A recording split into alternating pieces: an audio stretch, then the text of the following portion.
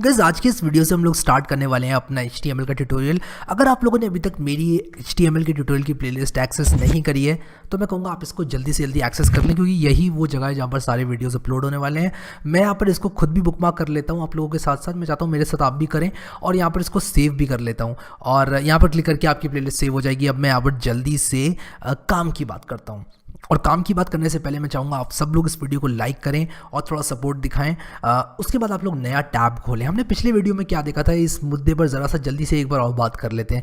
हमने पिछले वीडियो में ये देखा था कि जो वेबसाइट्स हैं उनको बनाने के लिए HTML, CSS और जावास्क्रिप्ट की ज़रूरत पड़ती है। और उसके बाद हम लोगों ने ये देखा था कि HTML क्या होता है, CSS क्या होता है, जावास्क्रिप्ट क्या होता है। हमने देखा था कि हम वेब सर्वर को रिस्पॉन्स देते हैं और वो हमको रिटर्न में HTML, CSS और जावास्क्रिप्ट देता है। यहाँ पर हम लोग क्या करेंगे, HTML लिखने की तैयारियाँ करेंगे।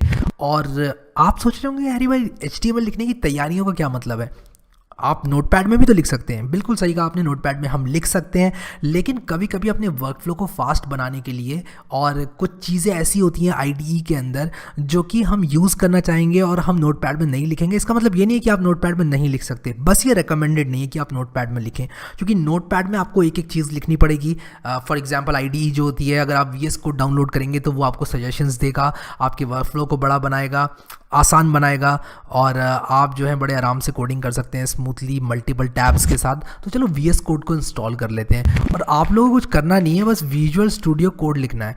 Visual studio code, not visual studio. और आप लोग यहाँ पर इंस्टॉल विजुअल स्टूडियो कोड लिखें और ये एक फ्री ओपन सोर्स IDE है माइक्रोसॉफ्ट की तरफ से। मैं चाहूँगा सब लोग इसको डाउनलोड करें।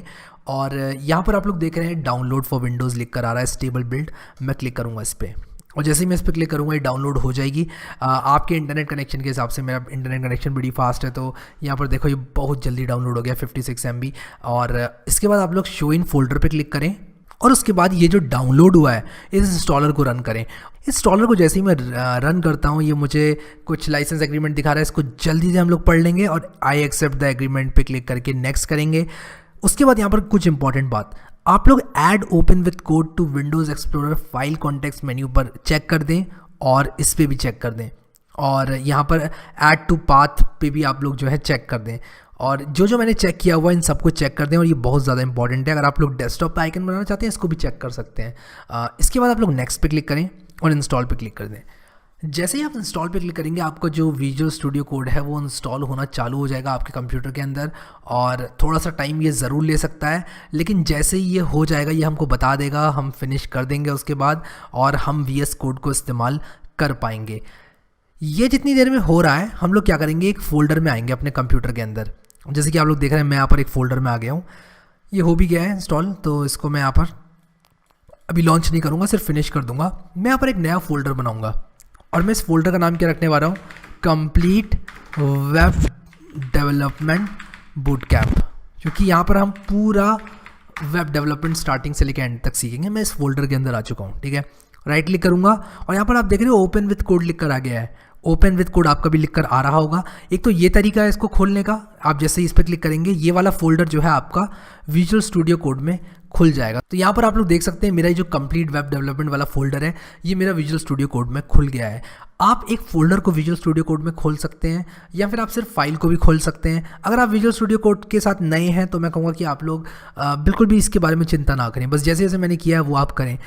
बाय एनी चांस अगर आपका ये नहीं काम करता है तो मैं चाहूँगा कि आप लोग यहाँ से विजुअल स्टूडियो कोड को रन कर लें। और विजुअल स्टूडियो कोड को आप जैसे ही रन करेंगे ये आपको यहाँ पर क्लिक करेंगे आप तो ऑप्शन देगा ओपन फोल्डर। ओपन फोल्डर पे क्लिक करें और उसके बाद आप जो मन चाहे फोल्डर चाहें खोल सकते हैं। मैं इसको भी बंद कर दूंगा, मैंने ऑलरेडी एक फोल्डर यहाँ पर अपने विजुअल स्टूडियो कोड में खोल लिया है। आपका राइट क्लिक बिल्कुल चलेगा यहाँ पर और ओपन विथ कोड लिख कर आएगा। अगर नहीं आ रहा है तो आप लोग वापस से इंस्टॉल करें विजुअल स्टूडियो कोड। उसी के साथ साथ आप क्या करें कि अपने कंप्यूटर को रीस्टार्ट करें। ऐसा होना नहीं चाहिए, बट अगर आपका ओपन विथ कोड नहीं आता है लिखकर तब आप ऐसा कर सकते हैं। अब ये हमने कर लिया। हम लोग यहाँ पर अपनी वेबसाइट्स बना सकते हैं। एक वेबसाइट क्या है, एक बहुत ही सिंपल सी वेबसाइट क्या है, एक बहुत ही सिंपल सी वेबसाइट harry.html। अगर मैं ये लिख दूँ तो ये एक बहुत ही सिंपल सी वेबसाइट है। आप लोग यहाँ पर देख रहे हैं कि harry.html के बाद ये यहाँ पर इससे पहले ये लिख कर आ गया ब्रैकेट्स, यानी कि ये एक HTML फाइल है। उसी के साथ साथ एक CSS फाइल बनाने के लिए आपको एक बहुत ही सिंपल सी CSS फाइल है harry.css और एक बहुत ही सिंपल सी जावास्क्रिप्ट साइट है harry.js। तो ये एक्सटेंशंस हैं और ये अलग अलग तरह की फाइल्स हैं। अभी CSS और JS में मैं नहीं जाऊंगा, सिर्फ HTML हम लोग स्टार्ट करेंगे और जैसे जैसे टाइम आगे जाएगा हम लोग सब कुछ देखते जाएंगे। तो यहाँ पर हमने 3 तरह की फ़ाइल बनाई VS कोड की मदद से। अगर यही 3 फाइलें आपको एक फ़ोल्डर में बनानी होती नोटपैड की मदद से, तो ज़रा सोचो कि आप लोगों को कितनी प्रॉब्लम होती। आपको एक एक फ़ाइल बनाना पड़ता और उसके बाद उसको नोटपैड से एडिट करना पड़ता, फिर आपको सिंटेक्स हाईलाइटिंग भी नहीं मिलती। जैसे कि मैं आप लोगों को दिखाता हूँ, जावास्क्रिप्ट में मैं यहाँ पर कंसोल लिखता हूँ तो ये देखो मुझे सजेस्ट कर रहा है, और .log लिखता हूँ तो ये इस तरह से सजेस्ट कर रहा है, मुझे बता रहा है कि किस तरह से मुझे इसके अंदर आर्ग्यूमेंट्स पास करना है। ये मैं भी आप लोगों को नहीं बताऊँगा ज़्यादा, मैं सिर्फ आप लोग को दिखा रहा था कि ये मुझे सजेस्ट करता है। इसीलिए हम नोटपैड यूज़ नहीं करते हैं, यूज़ कर सकते हो बट प्रेफर नहीं करते हैं हम नोटपैड यूज़ करना। हम यहाँ पर ये IDE या कोई सोर्स कोड एडिटर यूज़ करते हैं। अब यहाँ पर वेब ब्राउज़र की जहाँ तक बात आती है, मैं आप लोगों को क्रोम रेकमेंड करूँगा, और जो गूगल क्रोम है एक बहुत ही अच्छा ब्राउज़र है, बहुत ही स्टेबल ब्राउज़र है, और मैं इसको बहुत हाईली रिकमेंड करता हूँ। मैं इस ट्यूटोरियल में, इस पूरे कोर्स में आप लोगों को यही ब्राउज़र यूज़ करके दिखाऊंगा। मैं यहाँ पर इसी ब्राउज़र का इस्तेमाल करने वाला हूँ। तो अगर आप लोग कुछ और यूज़ करना चाहते हैं तो फायरफॉक्स वगैरह भी कर सकते हैं यूज़, बट मैं यहाँ पर ये यूज़ करूँगा। तो जस्ट एन FYI।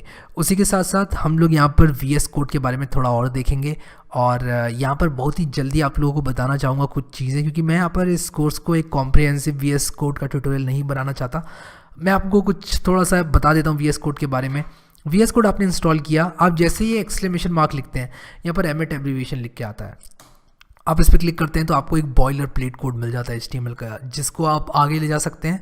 इसको एडिट करके आप लोग अपनी वेबसाइट बना सकते हैं। जैसे कि मैं यहाँ पर टाइटल में हैरी लिख सकता हूँ। मैं ये सब चीज़ें आप लोगों को एक्सप्लेन करूँगा। मैं बस आपको ये बताना चाहता था, जैसे जैसे आप टाइप करते हैं ये आपको सजेशन देते जाता है, एंटर मारते हैं तो ये ऑटो कंप्लीट कर देता है। और यहाँ पर एक गियर आइकन है जहाँ पर VS कोड की सारी सेटिंग्स हैं। अगर आप लोग इसको पहली बार देख रहे हैं तो बहुत ही डरावना सा लगता है, ऐसा लगता है कि कुछ मालूम ही नहीं है मैं कैसे यूज़ करूँगा, लेकिन मैं कहूँगा आदत डाल लीजिए इसको यूज़ करने की।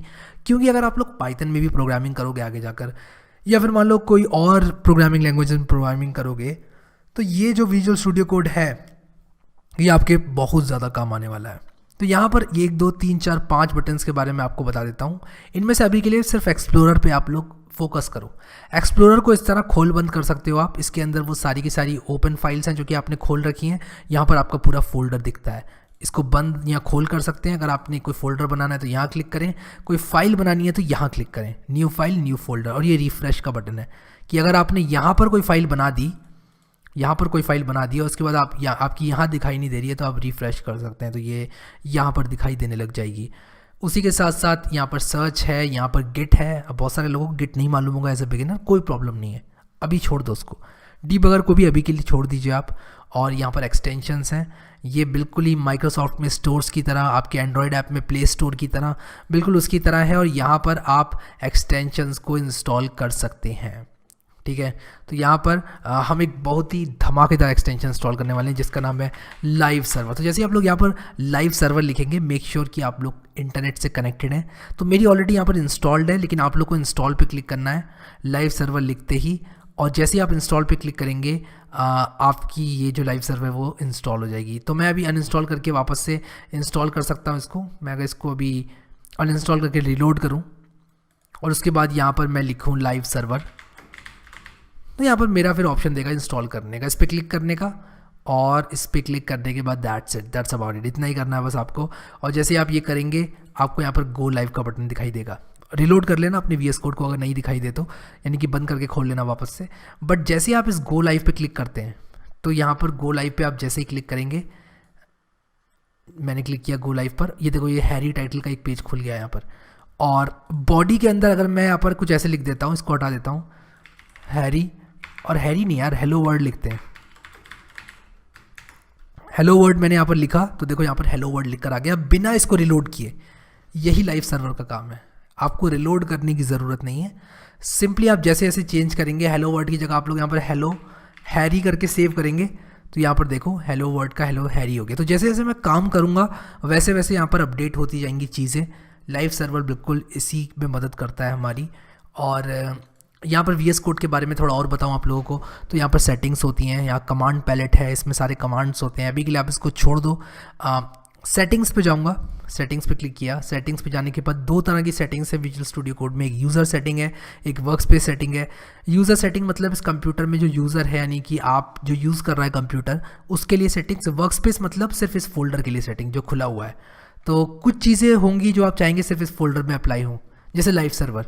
मैं किसी पाइथन प्रोजेक्ट में नहीं चाहूँगा कि लाइव सर्वर चलाऊँ। यूज़र सेटिंग्स में क्या है, कुछ वो चीज़ें जो कि आप प्रेफर करते हैं। जैसे कि मैं आप लोगों को बताऊं, तो मैं माउस व्हील को कंट्रोल दबा के जूम करना चाहता हूं, तो मैं इस पर टिक कर दूंगा, zoom the font of the editor using mouse wheel and holding control. तो इसको मैं चेक करूंगा, तो मैं कंट्रोल दबाकर अपने माउस का व्हील घुमाऊंगा तो छोटा बड़ा कर सकता हूं मैं फॉन्ट को, और ये मुझे बहुत ज़्यादा काम आने वाली सेटिंग है मेरे लिए। तो यहाँ पर आप अलग अलग तरह से सेटिंग्स जो हैं वो ओवरराइड कर सकते हैं। तो जैसे जैसे आप सेटिंग्स चेंज करते जाएंगे वैसे वैसे क्या होगा कि जो आपकी सेटिंग्स हैं वो एक फाइल में सेव होती जाती हैं, जिसका नाम होता है settings.json। तो यहाँ पर जैसे ही आप क्लिक करेंगे ऊपर, यहाँ पर ओपन सेटिंग्स जेसन, तो यहाँ पर वो सारी की सारी सेटिंग्स हैं जो कि आपने ओवरराइड कर रखी हैं, जो कि डिफ़ॉल्ट से अलग है। तो डिफ़ॉल्ट से अलग सेटिंग्स आपकी यहाँ पर आ जाती हैं। कौन सी सेटिंग्स है? ये यूज़र सेटिंग्स है। अगर आपको work space specific settings change करनी है तो वर्क स्पेस पर क्लिक करें, इसको चेंज करें, और यहाँ पर देखो मैंने जैसे ही माउस व्हील वाली सेटिंग चेंज करी तो यहाँ पर ये आ गया। कुछ चीज़ें ऐसी होंगी जो कि आप हर प्रोजेक्ट के साथ चाहते हैं, जैसे कि ये माउस व्हील वाली जो सेटिंग है वो मैं चाहता हूँ कि मेरे हर फोल्डर, हर प्रोजेक्ट के अंदर ये सेटिंग मुझे मिले। तो इसलिए मैंने क्या किया, editor dot mouse wheel zoom को ट्रू कर लिया यहाँ पर भी, और भी कहीं मैं कोई और प्रोजेक्ट बनाऊँगा इस कंप्यूटर के अंदर, वहाँ भी मैं चाहूँगा कि ये सेटिंग मुझे इस तरह से मिल जाए। तो ये था सेटिंग्स।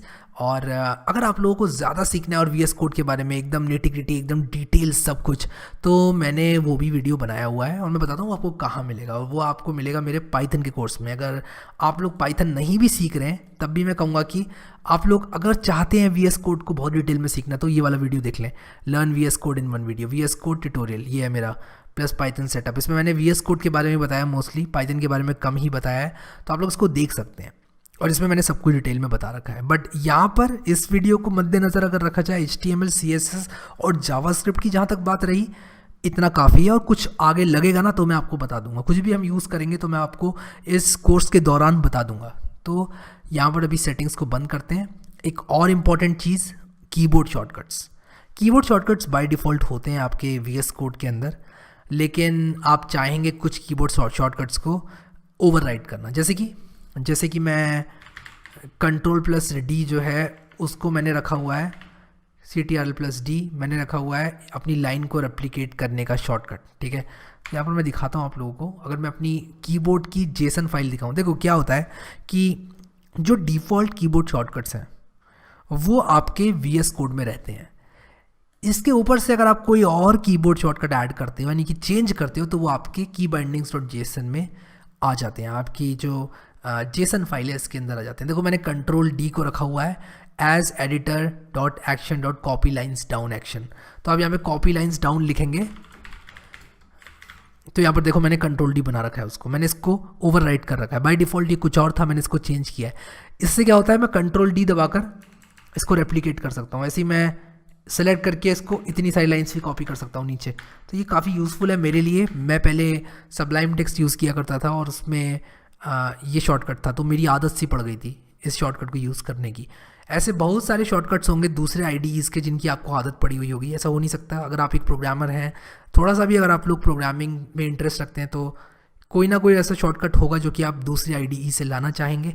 उसको ढूंढें इस लिस्ट में और ओवरराइट कर लें। और जैसे आप ओवरराइट करेंगे यहाँ पर keybindings.json में आपका अपने आप ऑटोमेटिकली आ जाएगा। ये फाइल आपको एडिट करने की ज़रूरत नहीं है। तो यहाँ पर आप इसको की बाइंडिंग को भी बंद कर दें। कीबोर्ड शॉर्टकट्स आप यहाँ पर चेंज कर सकते हैं। इसके अलावा कुछ और रहेगा तो मैं आपको बता ही दूंगा। और यूज़र स्निपेट्स की बात अभी नहीं करूँगा मैं, और एक्सटेंशंस की बात हमने कर ली है, सेटिंग्स की बात हमने कर ली है। कमांड पैलेट की अगर बात की जाए तो इसमें कमांड एक यहाँ पर खुल जाता है। यहाँ पर आप जितने भी कमांड्स हैं उनको टाइप करके आप लोग यूज़ कर सकते हैं। बट अभी के लिए यहाँ पर मैं इसको बंद करूँगा, इसके बारे में ज़्यादा बात नहीं करूँगा। हमारा जो लाइव सर्वर है वो यहाँ पर चल रहा है, और जब तक मैं इस पर क्लिक ना कर दूँ तब तक मेरा जो सर्वर है वो क्लोज़ नहीं होगा। मैंने इस पर क्लिक किया तो मेरा सर्वर क्लोज़ हो चुका है।